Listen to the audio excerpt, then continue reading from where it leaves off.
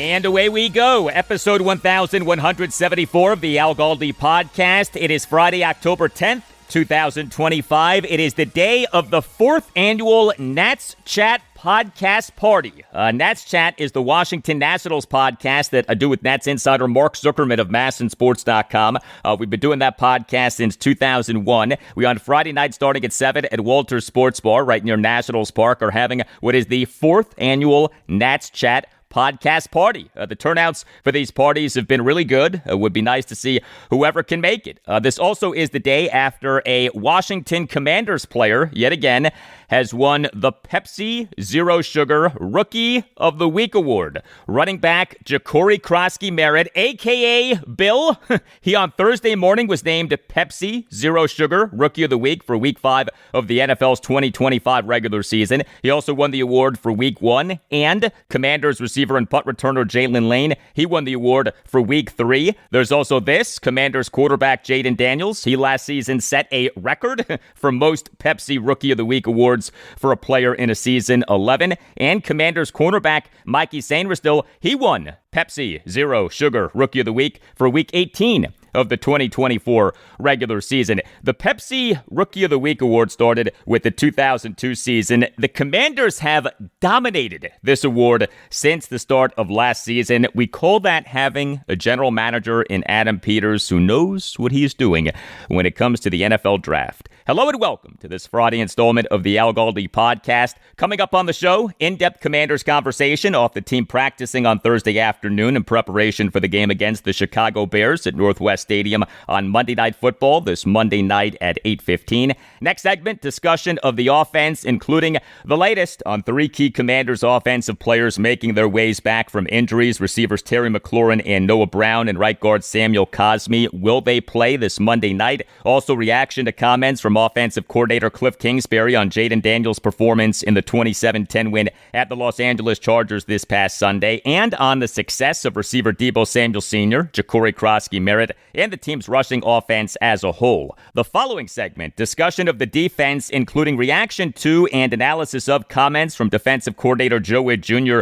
on what the Commanders are facing in the Bears offense, what went right and wrong for the defense in the win at the Chargers, and insight on interior defensive lineman Daron Payne, edge defender Dorance Armstrong, and cornerback Tre Amos doing well. You will hear a very interesting reveal regarding why Payne is having such a good season. And also on the show, college football, Goldilocks for the FBS teams of the Mid-Atlantic region for Week 7 of the 2025 season. And thoughts on Maryland's game against Nebraska. How will the Terrapins respond to blowing a 20-0 third quarter lead in their 24-20 loss to Washington at CQ Stadium in College Park, Maryland last Saturday?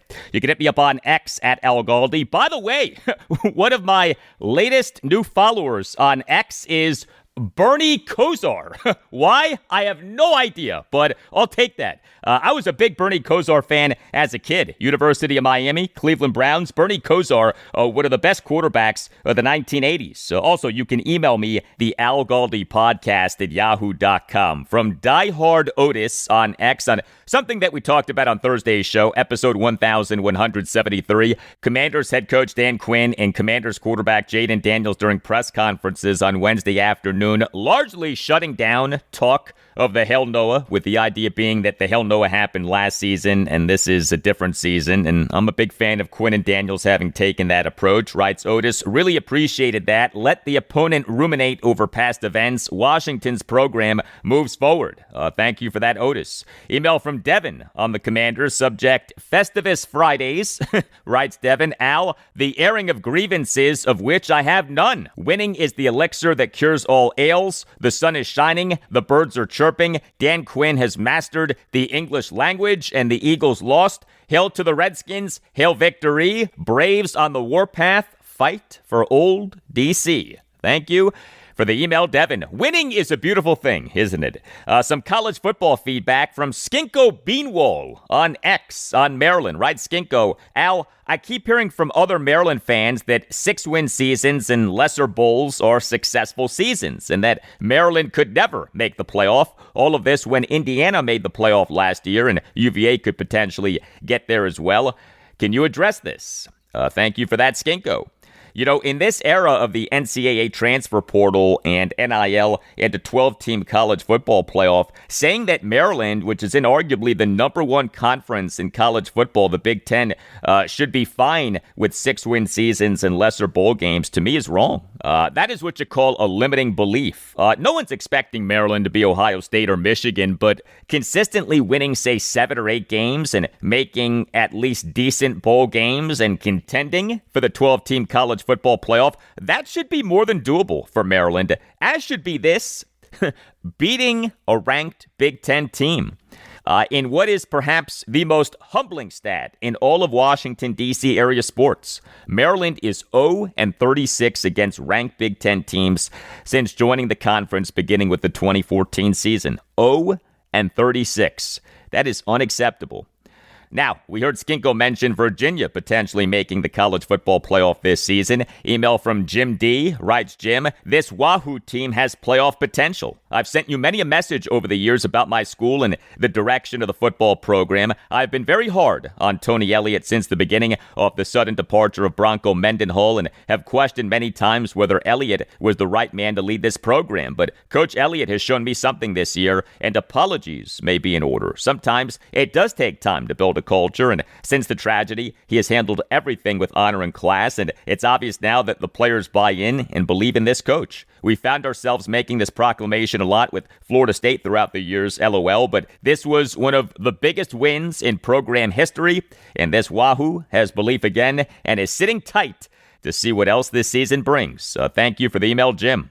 Bronco Mendenhall, December 2nd, 2021, shockingly announced his resignation as UVA head coach following the team's bowl game for the 2021 season. Virginia on December 10th, 2021, named Tony Elliott as head coach. It has taken a while for Elliott to get things going. UVA in the 2022 season went 3-7 overall, including 1-6 in the ACC, and had the awful tragedy in November 2022 when a former Virginia football player shot and killed 3 Virginia football players and shot and wounded 2 other Virginia students, including another Virginia football player. UVA in the 2023 season went 3-9 overall, including 2-6 in the ACC. UVA in the 2024 season went 5-7 overall, including 3-5 in the ACC. But UVA for this season is 5-1 overall, including 3-0 in the ACC, and has a very manageable schedule the rest of the regular season. And this better be a season in which Virginia beats Virginia Tech. If that doesn't happen this season, when exactly is that going to happen? Virginia has lost 19 of its last 20 games against Virginia Tech. Today's Law Group, accident and injury lawyers. If you feel that you've been wronged, if you think that you've been wronged but aren't sure, contact the Nace Law Group, accident and injury lawyers, and mention that Al Galdi sent you. You could call 202-902-7611. You could also visit Washington, D.C., injurylawyers.com, and submit for a free, no-obligation case review. The Nace Law Group features compassionate lawyers and zealous advocates for its clients, led by the great Chris Nace and founded in 1979. The Nace Law Group is a Washington, D.C.-based family law firm that handles medical malpractice, personal injury, birth injury, legal malpractice, and consumer protection cases, offering aggressive advocacy for victims in Washington, D.C. and West Virginia. The Nace Law Group is outstanding. It will fight for you and your family. The Nace Law Group can help you and your family make difficult decisions. The Nace Law Group has recovered millions of dollars for the sick and injured. If you have a case, contact the Nace Law Group. Call 202-902-7611 or visit Washington, D.C. injurylawyers.com and tell the Nace Law Group that Al Galdi sent you. That's 202-902-7611 or Washington, D.C. injurylawyers.com, and make sure that you mention that Al Galdi sent you. The Nace Law Group, accident and injury lawyers.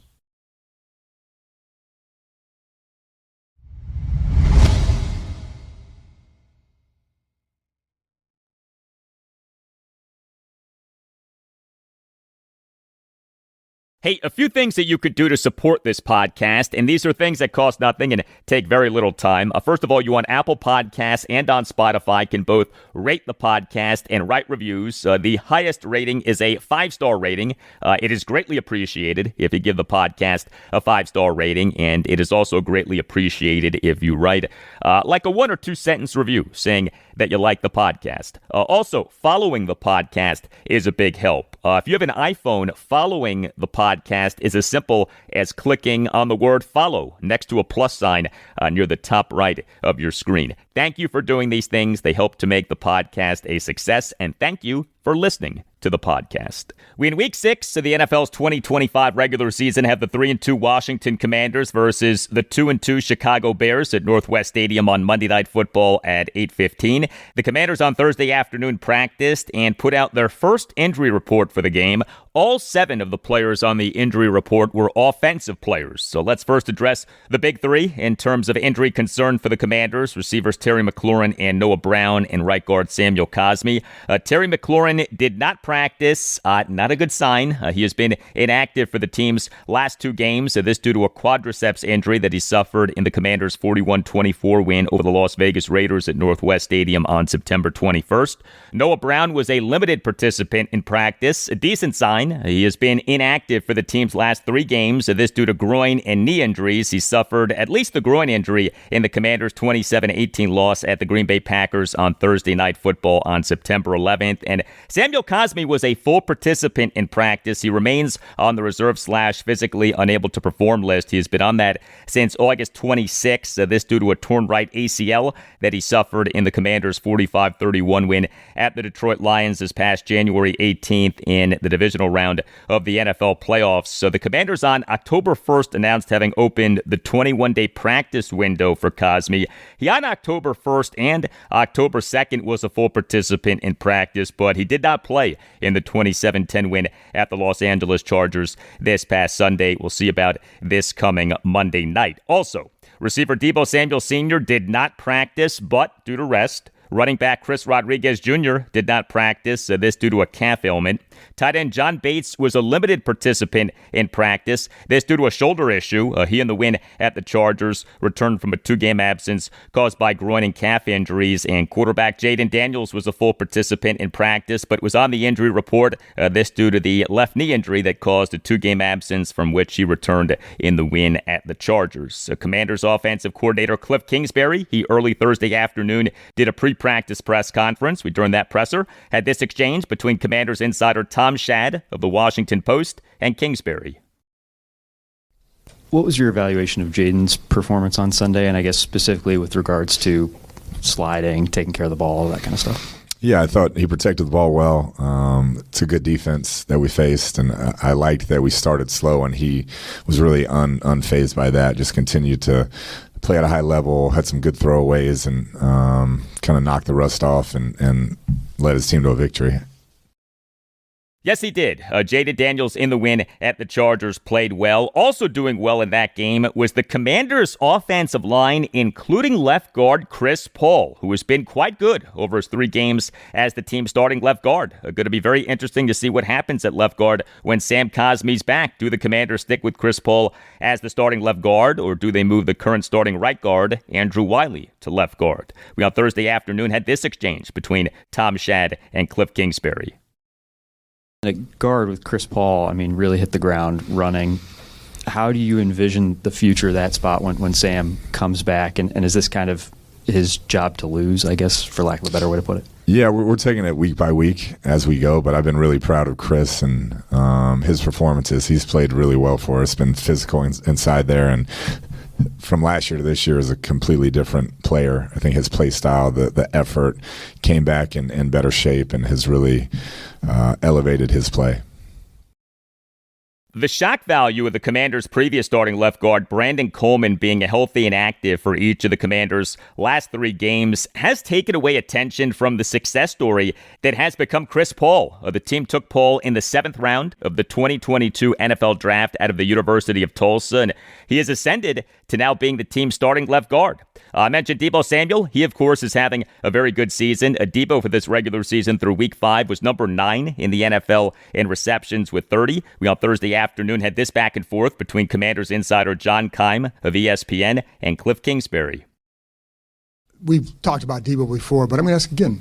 When you see, people talk about his energy, how do you see that playing out, whether it's on the field, meeting rooms, how do you see that? Yeah, just the competitive nature. I mean, he is as competitive as I've been around. I mean, on game day, he sets the tone with the intensity, the focus. You know, when he touches the ball, you're like, okay, here we go. And I think that gives us all a lot of confidence when he's out there. But he's practiced every day. You know, when he hasn't had any sort of issue, that he's been here from spring workouts on. Like, he wasn't asking for vet days, wasn't taking days off, and he just loves to play, and I think that is infectious. And when you have guys like Terry Noah out, and he's obviously a guy defenses know you're going to want to get to, what's the challenge for him, and why is he still able to get the ball so much and do something with it? I would say just his versatility. I mean, they know we're going to try to get him touches, but he can play outside, he can play inside, he can play running back, he can do it kind of all, and I think that allows me as a play caller and us as an offensive staff to be creative in how we get him the ball and continue to try and find ways to do that.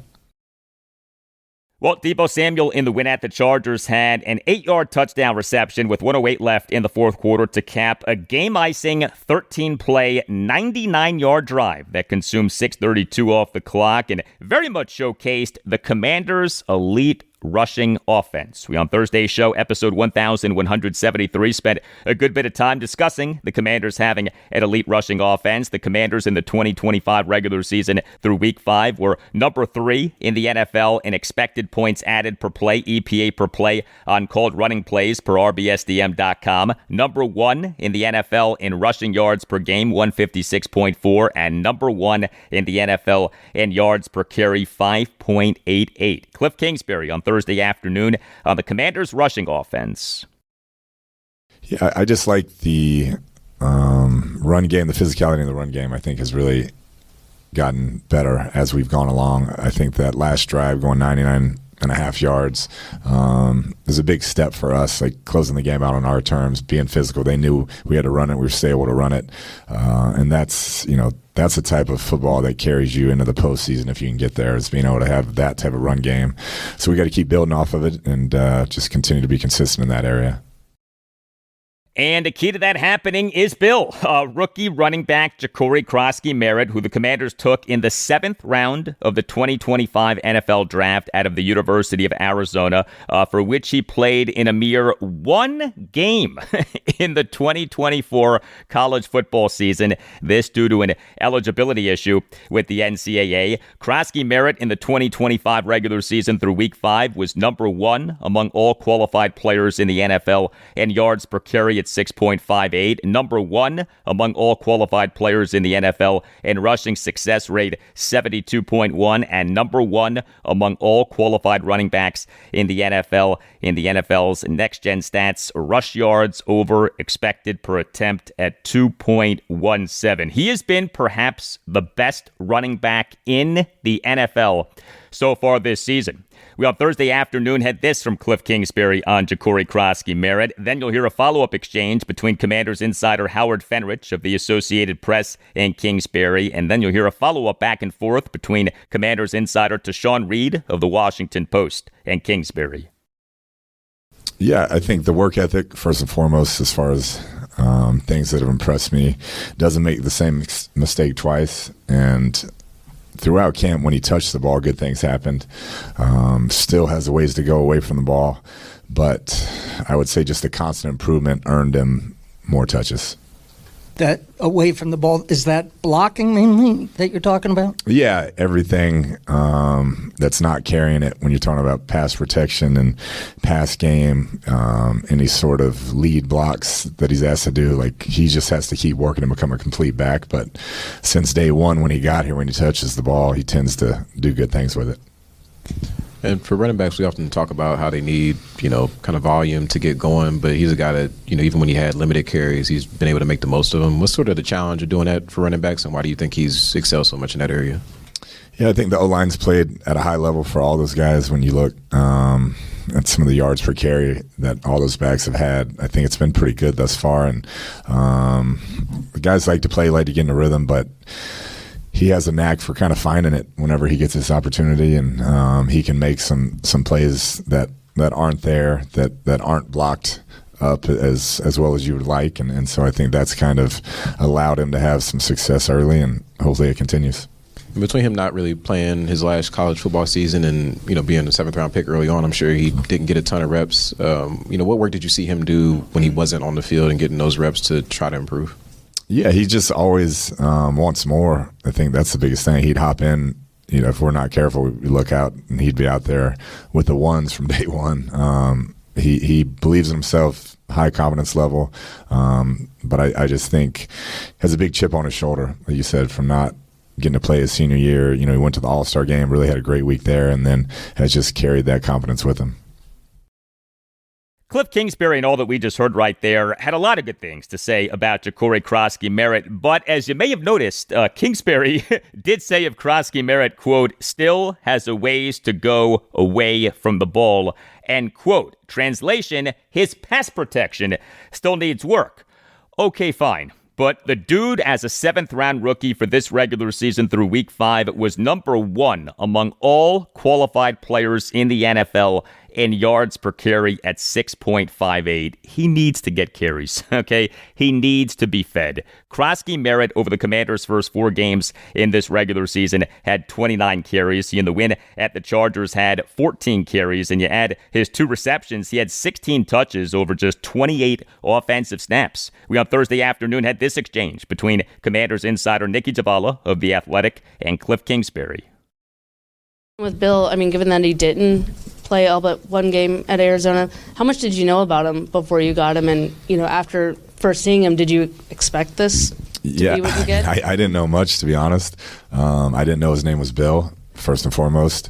But I think from day one of just being here, you could tell the run style was unique. He had twitch, he had quickness, and then just he wants to play every play. Like, he loves the game. He's eaten up by it, and so those things kind of shine through from day one. I like that from Kliff Kingsbury, quote, I didn't know his name was Bill, end quote. Kingsbury had admitted that before, but yeah, the guy's name is Jacory Croskey-Merritt, but his nickname is Bill. It has been an interesting week in sports for people named Bill, right? We have what's happening with North Carolina head football coach Bill Belichick, but on the opposite end of the spectrum, we have what's happening with our guy, Bill. Hey, here's a way to go next level with your internet experience, NordVPN. NordVPN aims to make the internet a better place for everyone. Free the internet from online threats, censorship, and surveillance, and give yourself the ability to access content that isn't usually available where you live. NordVPN allows you to switch your virtual location. This allows you to watch sporting events that aren't usually available where you live. This is especially key if you're a Premier League fan. Switching your virtual location also allows you to save money by purchasing flights, hotel stays, and subscriptions from other countries at cheaper prices. NordVPN can pay for itself and then some. Also, NordVPN allows you to protect your private data like bank details, passwords, and online identity. And know this, one NordVPN account can be used on up to 10 devices. To get the best discount off your NordVPN plan, go to nordvpn.com/Galdi and get 4 extra months on a 2-year plan. There's no risk with Nord's 30-day money-back guarantee. That's nordvpn.com/Galdi, nordvpn.com/Galdi, and that link is in the show notes for this episode of the podcast.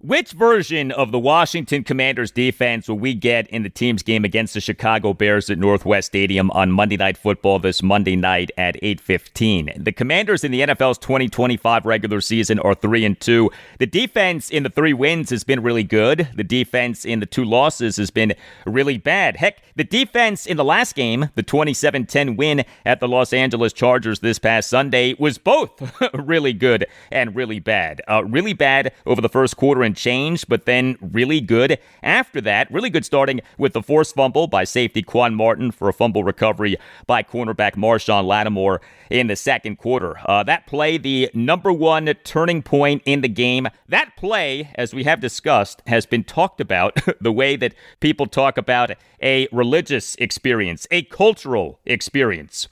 Maybe we should call that play Kwanzaa. Kwanzaa as in Quan Martin. Quan, Q-U-A-N. Kwanzaa, not Kwanzaa as in Kwanzaa. This would be Kwanzaa, Quanzaa. Something to think about. Anyway, the Commanders' injury report for Thursday afternoon's practice listed 0 Commanders defensive players. So the team does have 4 defensive players on the reserve/injured list: edge defenders Dietrich Wise Jr. and Javonte Jean-Baptiste, safety Will Harris, and cornerback Jonathan Jones. But yeah, the team's injury report for Thursday afternoon's practice listed 0 Commanders defensive players.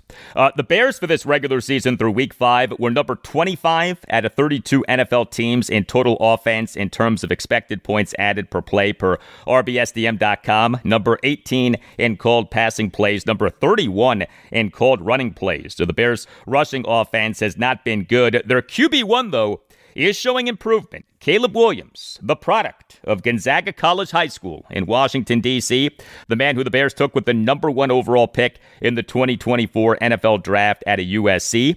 He, for this regular season through week 5, was number 12 among all qualified NFL quarterbacks, and ESPN's total QBR, 64.9. He had a disappointing rookie season, but things with him are going better under first-year head coach Ben Johnson, who, of course, was a head coaching candidate for the Commanders in the 2024 offseason and what became quite the saga.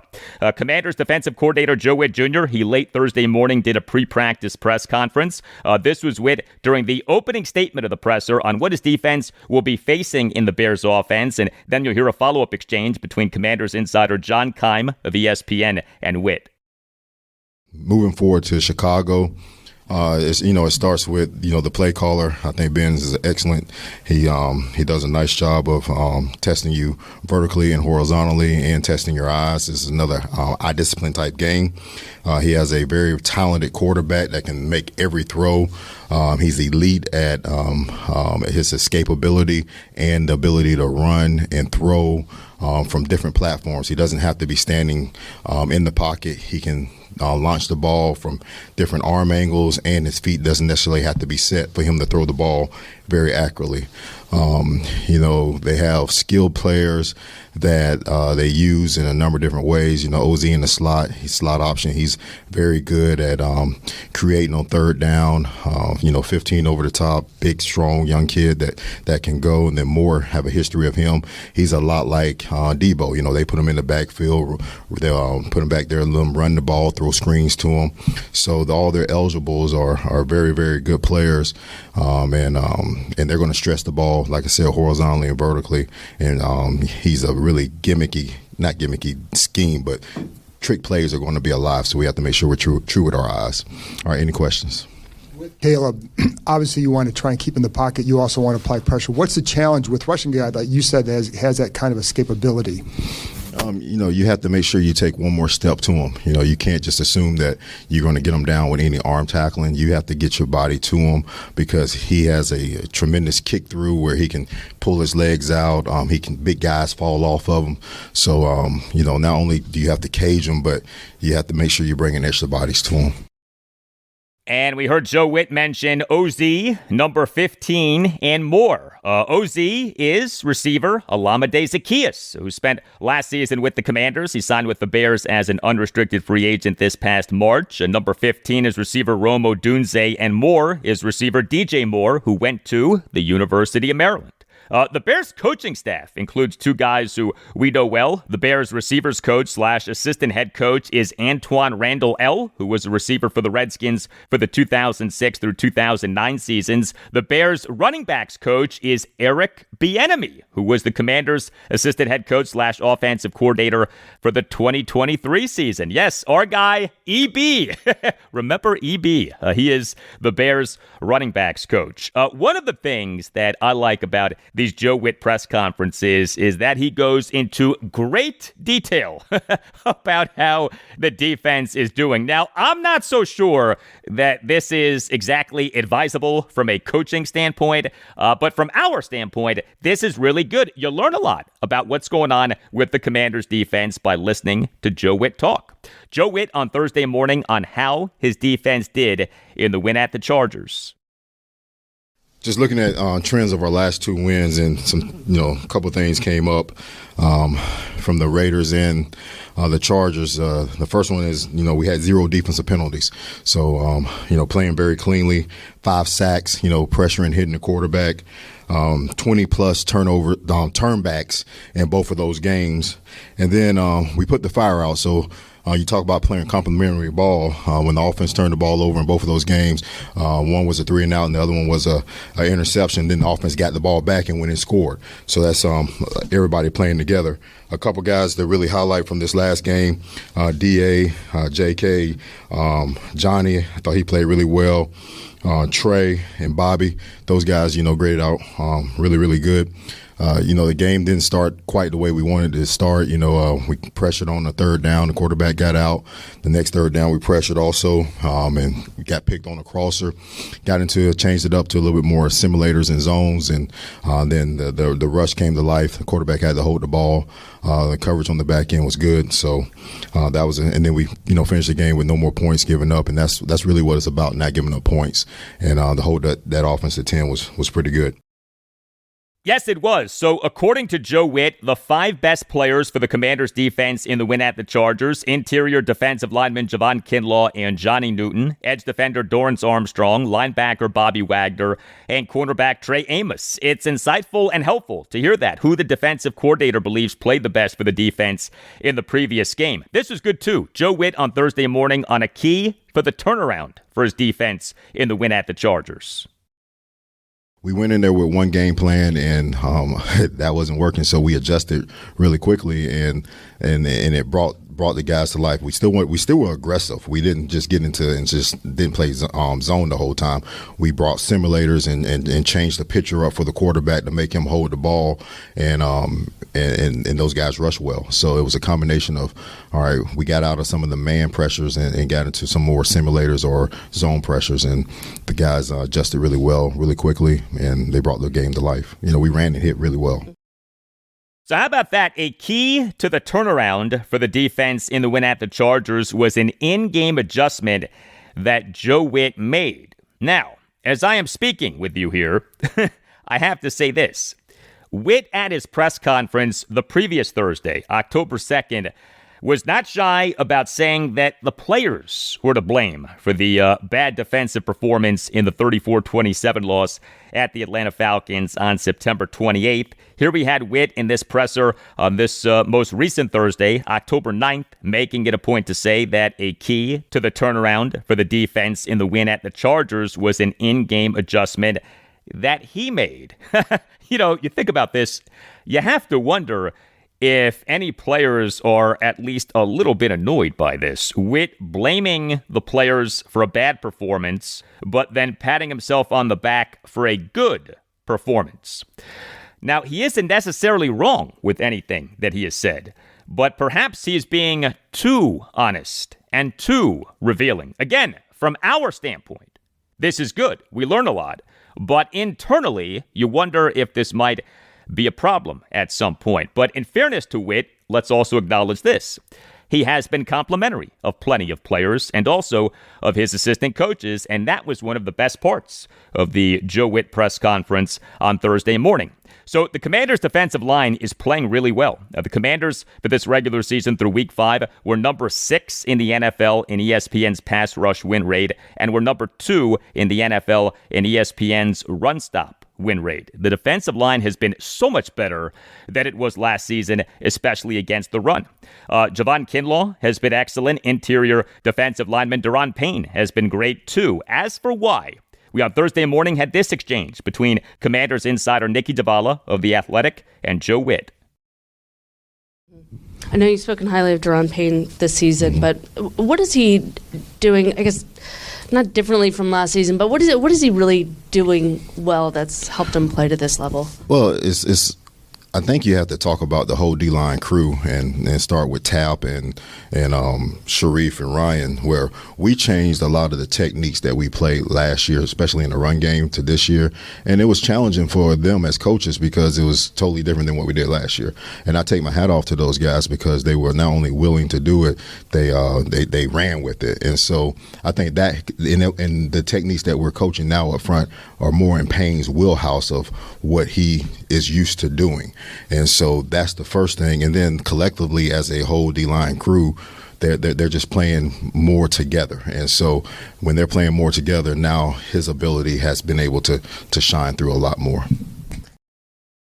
So, as you likely know, and as we have stated on this podcast, the half-joke, half-serious comment about why Daron Payne has been so good this season has been that it is a de facto contract season. He is under contract beyond this season, but he is a big-time salary cap cut candidate for this coming offseason. And so, with this season essentially being a contract season for him, we are seeing the return of 2022 Daron Payne. Contract season Daron Payne, by far the best version of Daron Payne we have seen. But Joe Whitt on Thursday morning revealed that the team has completely changed what it is having its defensive linemen do, and that has been a big part of Daron Payne playing well. Good to know that. How about edge defender Dorance Armstrong? How good has he been?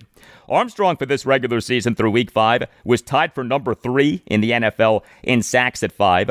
Was number 6 among all qualified edge defenders in the NFL in ESPN's pass rush win rate, and it was number 9 among all qualified edge defenders in the NFL in ESPN's run stop win rate. He is having an all-pro caliber season. We on Thursday morning had this exchange between Commanders insider Tom Schad of the Washington Post and Joe Whitt. With Dorance, he's gotten a lot of attention for the sacks. I think it's 5 so far this year. What's most impressed you about his play this year that doesn't show up on the stat sheet? He's playing the run too, and so he's a complete player. Yes, he's pressuring the quarterback at a high clip. He's sacking the quarterback, which is needed, but he plays the run really well. I mean, he sets edges. When he's a 6 technique, the tight end can't block him. He rips off a block. So I've been pleased with his complete game. He's just not a pass rusher. He is a defensive end, a high-level defensive end, and pleased with how he's been playing. Yeah, Dorance Armstrong has been awesome. If I ask you who has been the Commanders' best cornerback so far this season, is the answer not rookie Tre Amos? How is the answer not rookie Tre Amos, who the team took in the second round of the 2025 NFL Draft out of Ole Miss? He has been better than Marshawn Lattimore. Amos has been better than Mikey Sainristil. Tre Amos has been the Commanders' best cornerback so far this season. I give him a lot of credit. Joe Whitt on Thursday morning on Tre Amos. Through the 5 games and through just his time here, his poise. He does not walk around like a rookie. He does not play like a rookie. We haven't protected him at one bit. We haven't rolled a coverage to him. And he just takes every assignment and goes with it. If somebody does catch the ball on him, which he hasn't given up many, it doesn't shake him. And so when he plays outside the number, especially in the press game, he's really good. They really don't target him. And so I've been pleased with him, man. But just the way that he's very mature, and he's a quiet kid, but he's a smart kid, so he retains things really, really well. So you don't have to tell him multiple times. He really gets it.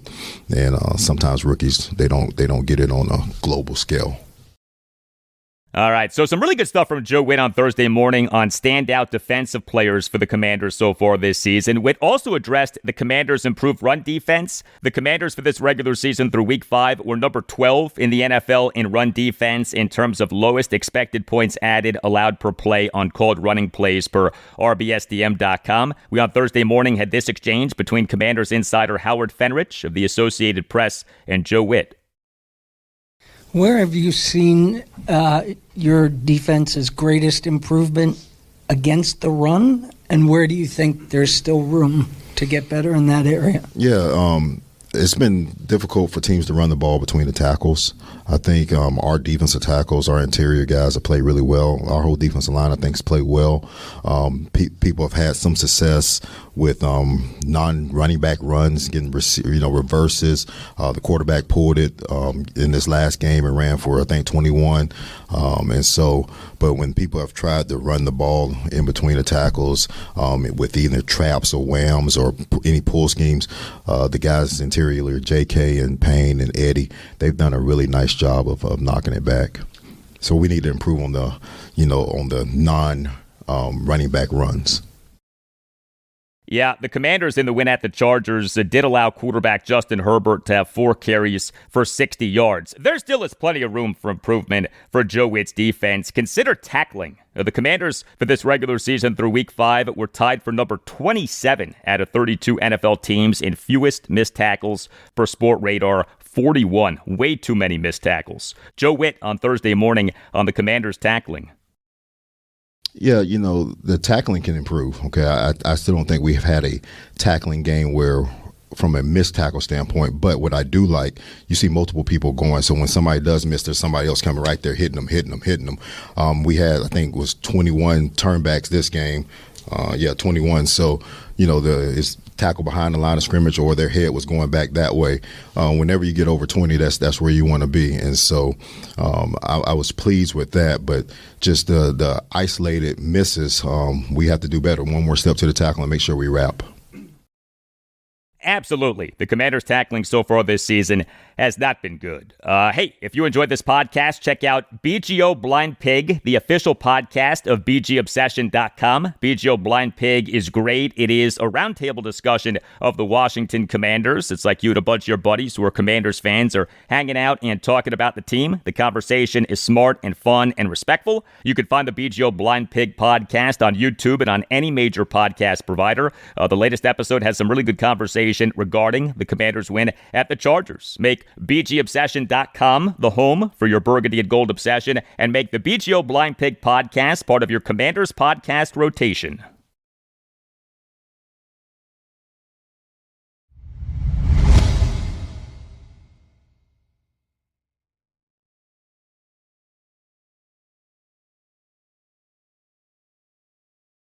All right, time now to talk college football. Time now for Goldilocks. My picks for the 7 FBS teams of the Mid-Atlantic region: Maryland, Navy, Virginia Tech, Virginia, James Madison, Old Dominion, and Liberty. You surely have heard of Goldilocks and the 3 Bears. Well, this is Goldilocks, which helps you, as the great Snoop Dogg once said, make money, money. Make money, money, make money, money, money. That's right, Snoop. Make money, money.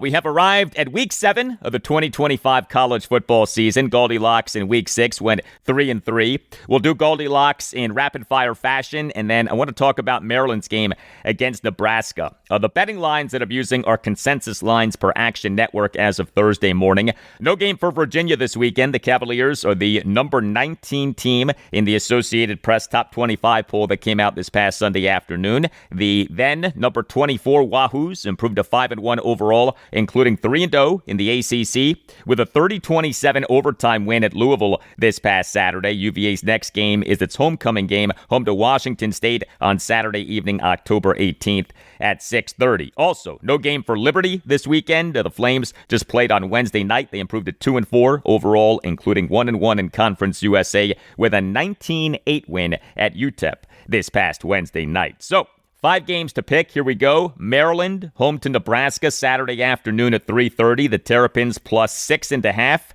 Give me Maryland. Navy at Temple, Saturday afternoon at 4. The Midshipmen minus 9.5. Give me Navy. Virginia Tech at Georgia Tech, Saturday afternoon at 3:30. The Hokies plus 14.5. Give me Georgia Tech. James Madison, home to Louisiana, Saturday at noon. The Dukes minus 17.5. Give me Louisiana. And Old Dominion at Marshall, Saturday afternoon at 3:30. The Monarchs minus 14.5. Give me Marshall. I am taking some underdogs this week. We'll see how they do. Among those dogs, Maryland. and the Terps are coming off a painful loss. They fell to 4-1 overall, including 1-1 in the Big Ten, with a 24-20 loss to Washington at CQ Stadium in College Park, Maryland this past Saturday. The Terps blew a 20-0 third quarter lead. If you are like me and went to the University of Maryland or just are a Maryland fan, you likely are aware of the penchant for the team with Mike Locksley since he was hired as head coach in December 2018 to get off to an encouraging start and then struggle, if not fall apart. Was this loss to Washington the start of another fade by the Terps under Locksley, or was this just one bad result? Here was Locksley during his press conference this past Tuesday. As we approach the halfway point of our season, our regular season is Saturday. I'm really pleased with where this team sits. Obviously, none of us are happy about the outcome from Saturday. It's an adage where you got to play the game for 4 quarters, and we played it for 3. And as I dive into last week, it wasn't the first game that we didn't win the 4th quarter. And that's a standard for us in our system. Anyone that's ever coached in the Nick Saban family tree, winning the 4th quarter is a really important stat. And going into that game, we were tied in the 4th quarter, meaning we hadn't finished many games the way I'd like to see us finish even when we did win. And because of it, there's an old adage, it gets us when it gets us, and it got us on Saturday with us not finishing and winning the 4th quarter, which is paramount of championship teams. Winning the 4th quarter represents finishing strong, head-butting the finish. All these are standards for us, and so we'll work really hard this week to emphasize the way we finish and expect us to do a better job like we've done in all the other areas we've had to make these corrections. We've had 8 freshmen basically play starter reps. As they reach and get to this halfway point, we're no longer an inexperienced team. I can't stand up here and keep using the word inexperience with some of these guys because they've played starter reps for almost a half a season. And so our expectation rises with them with each and every game. I expect us to use some of the frustration we have with the things that we can control that we didn't control. We'll get that corrected against a really good Nebraska team that I got a lot of respect for. You look at the job Matt Rule has done. He's flipped that roster, turned around their program. A lot more athletic team, a lot more length than they maybe have had there in the last couple of years. They got a big-time quarterback and do a really good job in all 3 phases. I've known Matt for a long time. Went to college with his first cousin, Craig Sponsky, who was a really close friend of mine. And I really have a lot of respect for Matt and the work that he's done as a coach. Yeah, Nebraska's head coach is Matt Rule, the former Carolina Panthers head coach. And we heard Mike Locksley bring up the Nick Saban family tree of coaches. Locksley is a Nick Saban guy. Locksley spent the 2016 through 2018 seasons working under Nick Saban during his time as Alabama head coach. Locksley for Bama's 2017 college football playoff national championship winning team was co-offensive coordinator and receivers coach. Locksley for Bama's 2018 team was offensive coordinator and won the Broyles Award, which is given to the FBS's top assistant coach. More on how the Terps will respond to the loss to Washington. We on Tuesday had this exchange between Gene Wong of the Washington Post and Mike Locksley. Hey, and Mike, kind of what have you seen from the players the last couple of days to kind of give you confidence in knowing that they're motivated to regroup? And then how do you keep one loss from turning into a losing streak? Yeah, again, we'll be defined by what we do in the present. Last week's loss will have no bearing on what we do this week. I mean, it's just the way it works, Gene. And I know that you guys like to loop things together, but the last week is over. We have to make the corrections that we will make. We'll make the coaching corrections that we need to make.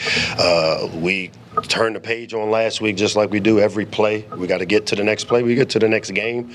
We're there now. This is, as having it on Tuesday makes it a little tough for me because I digested it a day ago after we finished with our team, and we've turned the page on it. So I don't expect it to have any bearing on this week. I expect us to prepare like we have. I thought we prepared well a week ago. We just didn't finish. Well, something that has to get better for Maryland is its rushing offense. The Terps for this season are averaging just 3.26 yards per carry and just 93.2 rushing yards per game. The bad rushing offense was part of why the Terps collapsed in the loss to Washington. Maryland's game against Nebraska is a battle of two of the best defensive teams in the FBS. The Terps for this season through week 6 were number 15 in the FBS in fewest yards allowed per play, 4.27. The Cornhuskers for this season through week 6 were number 13 in the FBS in fewest yards allowed per play, 4.25. By the way, James Madison for this season through week 6 was number 4 in the FBS in fewest yards allowed per play, 3.92.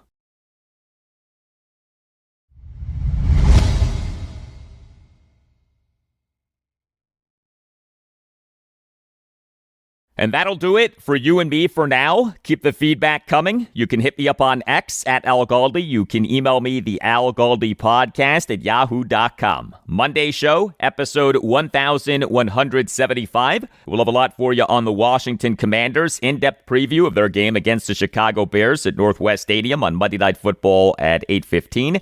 Also on Monday's show, I'll discuss the Washington Capitals. They have 2 games this weekend at the New York Islanders, Saturday night at 7, and at the New York Rangers, Sunday night at 7. And on Monday's show, we'll talk college football as we on Saturday have games for 5 of the 7 FBS teams of the Mid-Atlantic region. Have a great weekend, and we'll talk to you on Monday.